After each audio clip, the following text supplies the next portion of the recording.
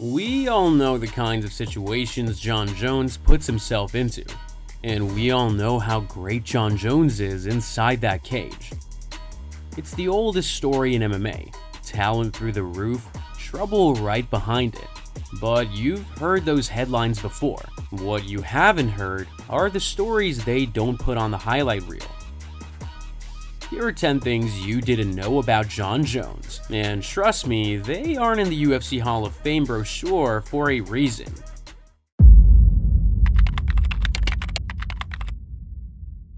Sexual Chocolate was his first nickname.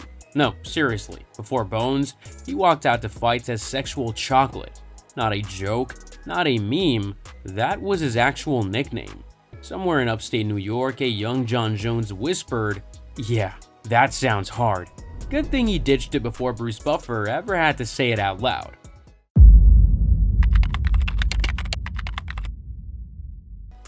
Chael Sonnen, UFC 159. Jon Jones is mauling him. And then, snap! His big toe falls sideways like a twig. A compound fracture, blood and all. If the ref had seen it, fight over. Chael Sonnen, UFC champion. But the ref missed it. Jon finished the fight, and somehow didn't even notice until after the win. Must have been some kind of cosmic commentary from God. A reminder that no one can cause Jones more damage than Jones himself.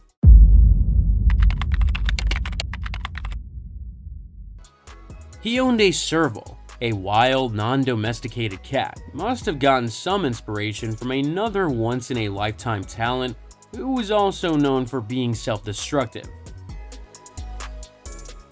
If the timeline is correct, we can expect a face tattoo real soon. The biggest fight of his life, UFC 182, facing off against Daniel Cormier. As hard of a challenge as you can get, and Jon snorted blow the night before. He admitted it, laughed about it, told DC to his face in front of a live audience, "I beat you after a night of sugar." And you know what? He still dominated. How do you even script that? I beat you after a weekend of cocaine.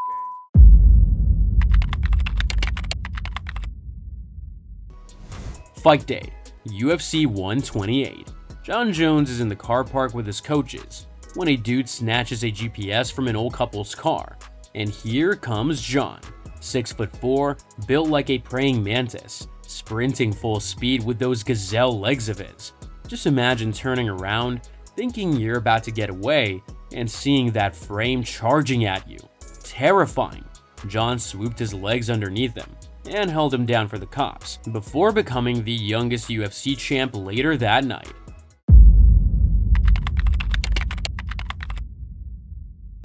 Yup, Jon Jones studied criminal justice, wanted to wear the badge, uphold the law. Spoiler alert, he dropped out, started bouncing at clubs, and bounced fists off skulls instead of handing out tickets. And he was also supposed to be a preacher. Yeah, that Jon Jones, the pastor's kid.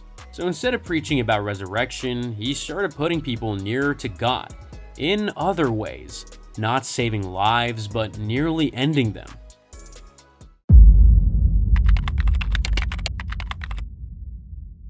You know the saying, birds of a feather flock together.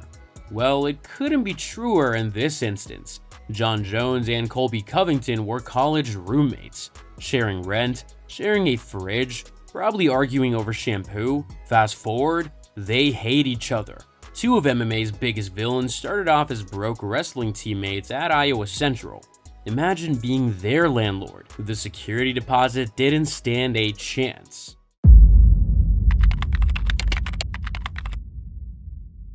Before the fame, before all the drama and chaos, Jon Jones was out here fighting every 2 weeks. 6 fights in 3 months, 6 finishes. 3 of those fights were fought in the span of only 2 weeks. He blitzed the regional scene so fast, the UFC had no choice but to sign him. And his first UFC fight at UFC 87 was his 7th pro fight that year. If only he could keep at least a bit of that activity now that he's in heavyweight.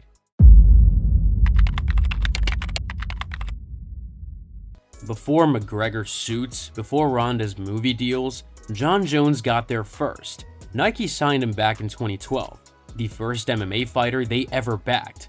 The same brand repping LeBron, Kobe, and Tiger put their logo on Jon Jones. It was supposed to launch him into mainstream stardom, but like most things in Jon's life, he couldn't stay out of his own way.